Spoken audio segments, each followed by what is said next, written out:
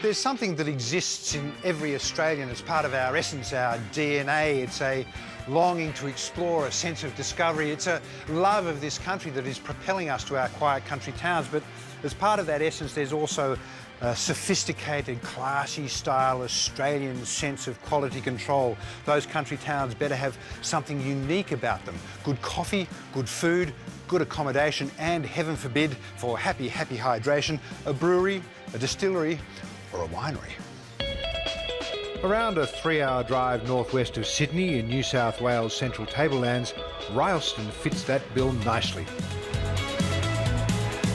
It has all the charm we love about country towns, but with the necessary accompaniments to keep city folk satisfied, including one of the best yum cha joints you'll find, thanks to owner Na Lan, who left the bustling streets of Beijing 10 years ago and made Rylstone home.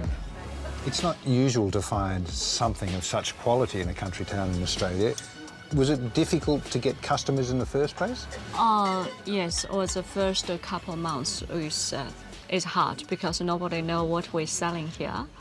And some people that never come inside the door, they don't know what's that. Even I said a dumpling, they have no idea. What's that mean, dumpling? Then I said, it's a Chinese pie. You know, pie is a Chinese pie, but a different shape. After a slow initiation process, Na Lan's dumplings have now become a local institution. You can see why this is so popular. It's so incredibly fresh. Absolutely delicious. But where there's good food, one must also be able to unearth a good tipple to match. The Beaurepaire winery, just a few k's out of town, has an entire range of award-winning wine. What's the history of the vines here? We were looking for something that reflected my family heritage. Some more elegant, structured wines. We wanted French style. French style. De Beaurepaire. De Beaurepaire, town of Beaurepaire in Burgundy. That's where the family history.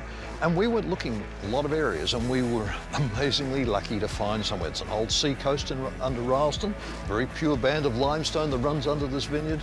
Temperatures, median temperatures like Tasmania. Alkaline soil, which is very rare in Australia, but the same is in France. So perfect growing conditions for the kind of wine that you want to produce. That's right. At over 53 hectares, it's a sizable vineyard.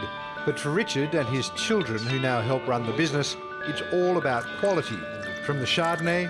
Very easy to drink, which is the most important. Oh, yeah. That is beautiful. To their full-bodied Pinots, and then there are the all-important bubbles. Have you ever thought how important bubbles are in life?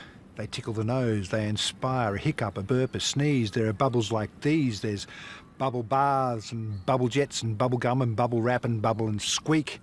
There's the .com bubble, the Bitcoin bubble, the housing bubble. Without them, there'd be no rhyming slang for trouble. There'd be no way of showing something's level. There'd be no name for Michael Jackson's chimpanzee, and there'd be no great idea like this.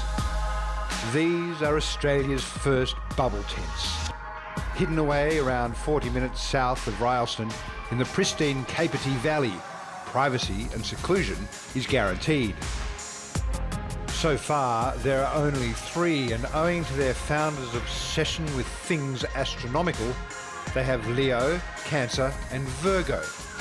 Each tent is almost identical in its fit-out, but with a completely different but equally mind-blowing outlook.